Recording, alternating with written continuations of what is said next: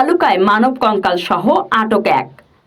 ময়মনসিংহ ভালুকা প্রতিনিধি হুমায়ুন কবিরের তথ্য ও ভিডিও চিত্রে দেখুন বিস্তারিত।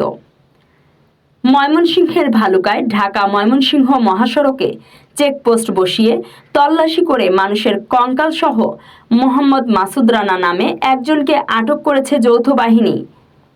উপজেলার মেহেরাবাড়ি এলাকা থেকে তাকে আটক করা হলে তার কাছ থেকে ৩ জন মানুষের কঙ্কাল জব্দ করা হয়। মাসুদ শেরপুর জেলার নকলা উপজেলার বাসুর আলগা গ্রামের মোহাম্মদ ইউসুফ আলীর ছেলে। ঘটনার সত্যতা নিশ্চিত করে ভালুকা মডেল থানার অফিসার ইনচার্জ হুমায়ুন কবির জানান, কঙ্কালগুলো বিক্রির জন্য মাসুদ ঢাকা যাচ্ছিলেন। সন্দেহজনক হওয়ায় যৌথ বাহিনীর চেকপোস্টে তল্লাশি করার সময় দৌড়ে পালাতে চায়। পরে স্থানীয়দের সহযোগিতায় সিডি স্টোর বাজার থেকে তাদেরকে আটক করা হয়েছে।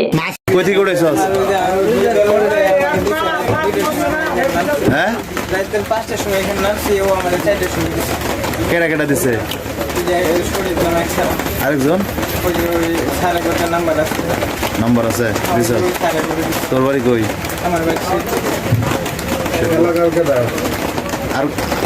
আর কোন সময় আস নাই নিয়ে কই দিয়েছিলি? কই দিয়েছিলি টাকা নিয়ে কি করস? কয় টাকা করে দেয় প্রতি কঙ্কালে?